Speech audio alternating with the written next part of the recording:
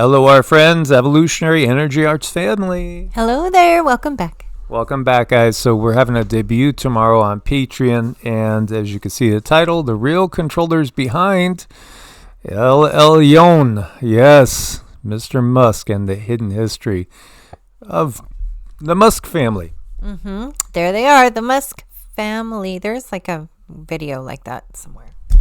Oh, yeah. Adams, sorry. Yeah, no, that's the Adams family, yeah.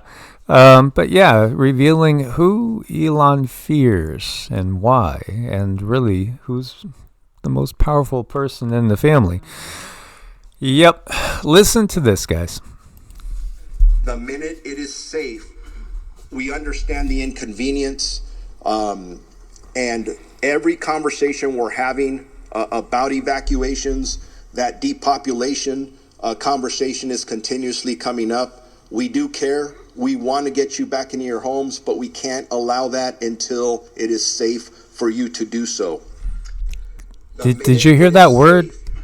We understand the inconvenience, and every conversation we're having about evacuations, that depopulation conversation is continuously coming up. About evacuations, that depopulation conversation is convening. About evacuations, that depopulation conversation is continuously coming up. It seems like everything is getting exposed, does it not? Looks a little interesting. Yeah, he said it. He said it. Oh, yeah, let's listen to this one. Biopoison control centers are sounding the alarm surrounding a liquid substance called sodium azide, found in some at-home COVID testing kits that could be toxic to children as well as adults if used incorrectly. Our toxicology community has been both surprised that this was the ingredient in some of the kits and also concerned. The Drug and Poison Information Center at Cincinnati Children's Hospital reports an increase in calls to their hotline related to accidental exposure to the substance. So far, nearly 40 exposures were reported there, and the problem is nationwide. We are one of 55 poison control centers, and nationwide, other poison centers have been reporting a similar finding, and there have been more than a couple of hundred exposures nationwide to sodium azide in test kits.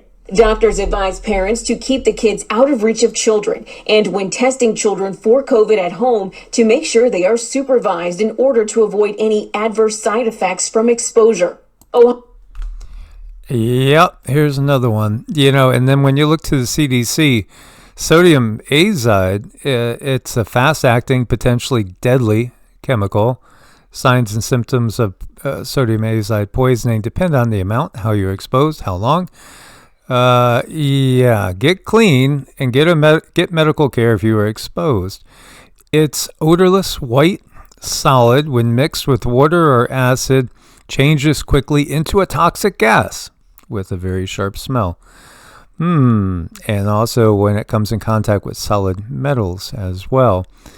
It is used in automobile airbags. That's interesting.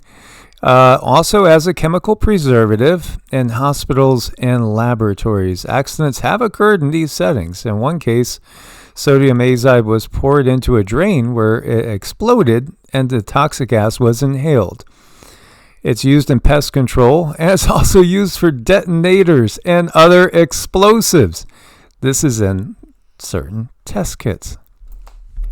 Sounds quite handy. Yep. And then here we have a forensic arborist. So again, somebody that's really familiar with trees. And forensic, obviously, looking at the condition of trees after perhaps wildfires. Oh my God, mind blown. I'm sitting in my house trying to fix my hair.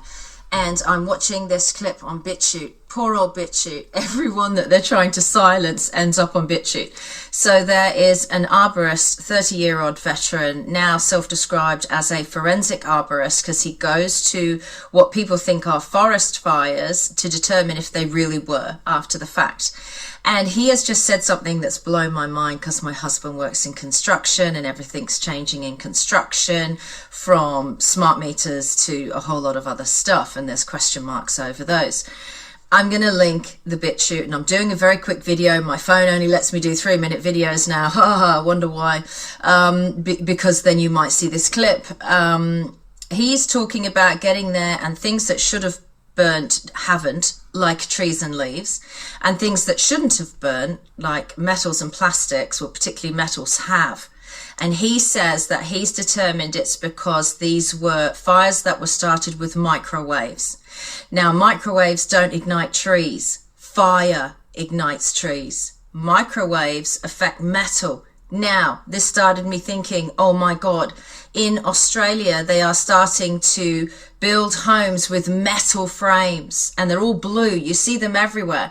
They've stopped doing wooden frames, which has worked for hundreds. Kind of get the picture? It seems like everything is unraveling, but then again, there's been statements made for ages about these times. Here's Bill Maher. He calls for extreme action. Extreme, that same word the first guy was using. The planet's too crowded. We need to promote the Grim Reaper. Well, that's literally the name of, the guy that was in charge of that plague upon the land, and everything that happened in the 80s with that epidemic that came out with people getting cancer that had a particular outlook on things. Yeah, you can't make it up. This is the time. This is the year. And for those that have been with us for years, about 4 years ago, the guide said 2025, these public officials will not be showing themselves out in public anymore. Can you get that picture? I think we know. At the same time, we should be welcoming each other home, because we're leaving. We have left the Kali Yuga. It's all getting exposed. It's going to be exposed. And there's nothing they can do about it. Indeed. Source bless and namaste.